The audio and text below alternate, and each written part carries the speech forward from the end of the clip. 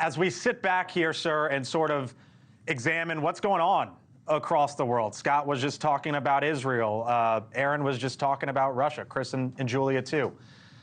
I wonder, sort of, as you survey the landscape, where your attention is right now and what you're focused on. Well, the world's in a state of turbulence, to be sure, and that's why the United States has to be the galvanizing force. The president gave a speech, which I think was passionate and really on point. Think of those older soldiers who were there today in the sunset of their years. They were young ones. They were handsome. They were scaling those heights. They were storming the beaches. And you draw a split screen between what you saw today and then what you saw the mob storming Capitol Hill. And that's what's going on in this country from within. And we had a former president, by the way, when one of your hosts said the Republicans have always been against Putin. President Trump, when he was President Trump, said Putin can do whatever the hell he wants in Europe. That's what sends the scare message through Europe, saying Putin can do whatever he wants, and he can do it in Ukraine, he can do it in Poland, he can do it in Lithuania, he can do it in Sweden. That's what they're afraid of, and what they want is the United States to say no. We fought like hell. We sacrificed like hell to make sure that Europeans and the United States could sleep under the blanket of freedom. That's what's at stake here. And anyone who says, well, Republicans are just trying to complain about Biden, no. It's not Biden. It's about whether we believe in democracy versus a tyranny, which... I hear you, sir. Yes. Yeah, I hear you, sir, on Donald Trump. What about President Biden today going abroad, speaking to the Ukrainian leader and apologizing? Do you take issue with that? No, I don't. I think that he was apologizing because we have been late in getting the right equipment to the Ukrainians when they needed it. It's coming in now, but they're on their heels instead of being on their toes. So yes, I think he was right in saying, Mr. President, I wish we had acted sooner.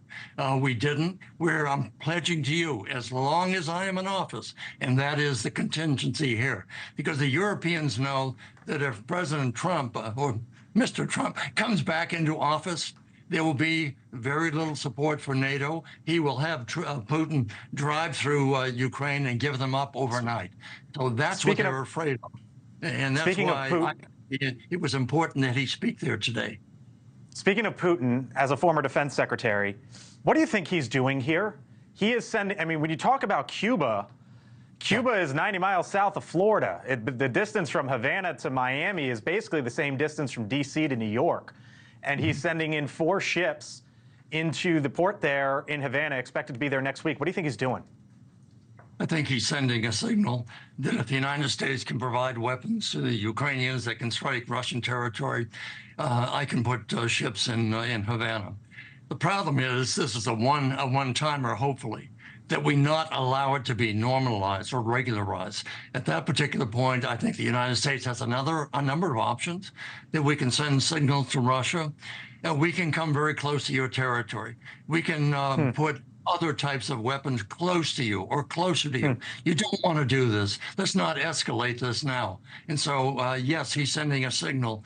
In the meantime, I don't think we should send a public signal yet, but I think privately there needs to be a conversation taking place.